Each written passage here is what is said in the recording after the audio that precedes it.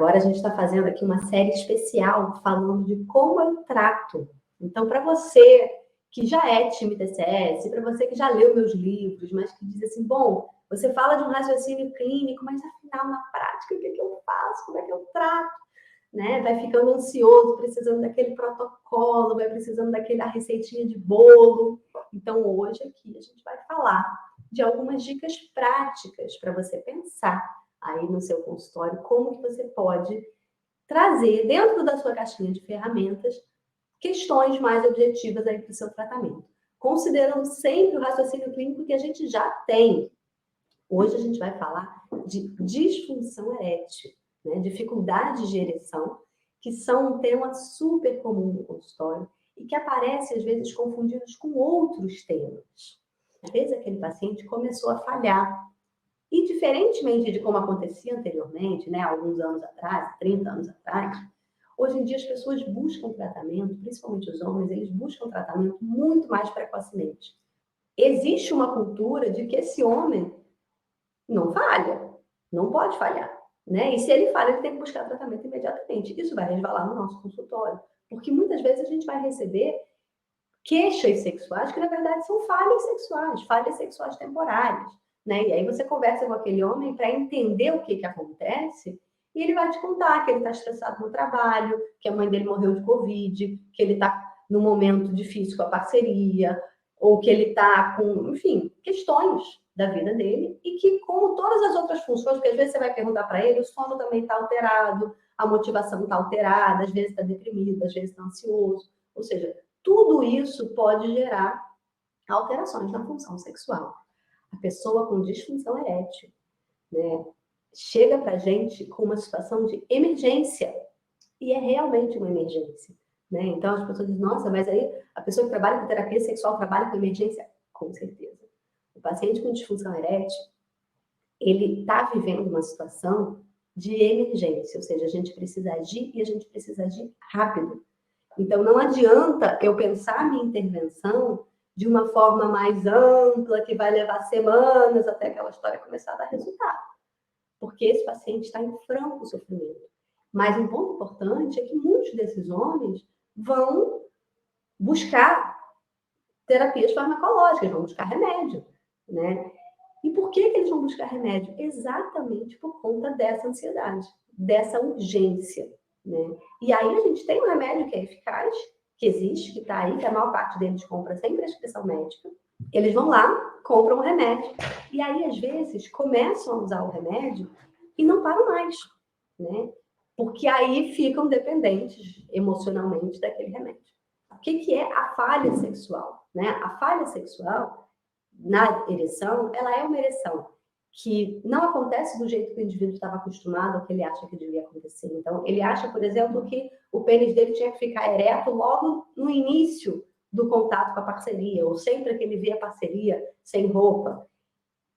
Pode ser que tenha acontecido assim em algum momento, mas nesse momento não está acontecendo.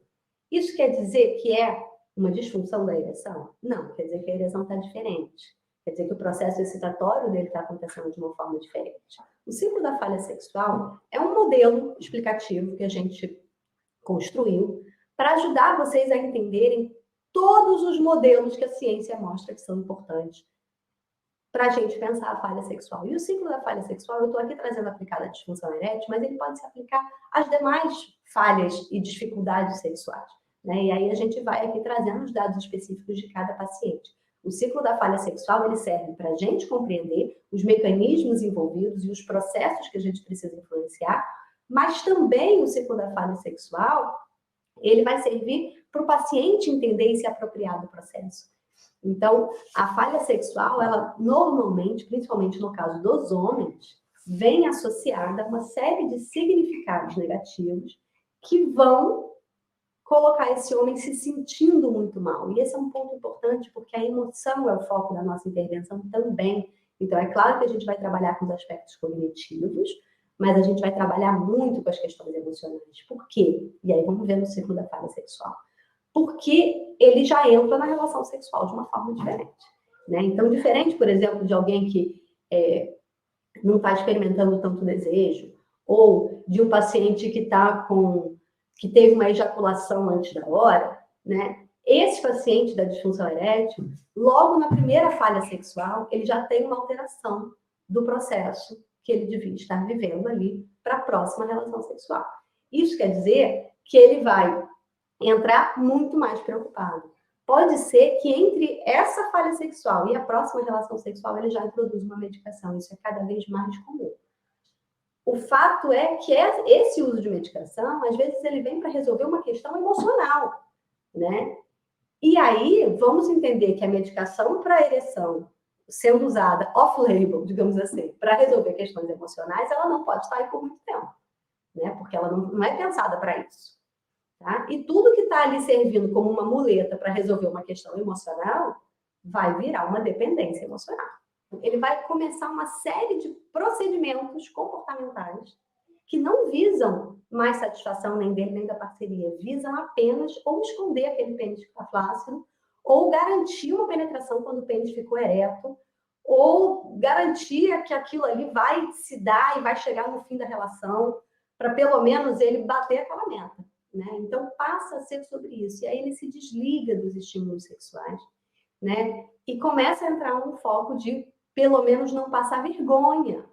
E isso a ciência mostra muito claramente, que às vezes a falha sexual, ela ativa uma relação, uma crença sexual negativa, né? Ela ativa esquemas negativos sobre o indivíduo.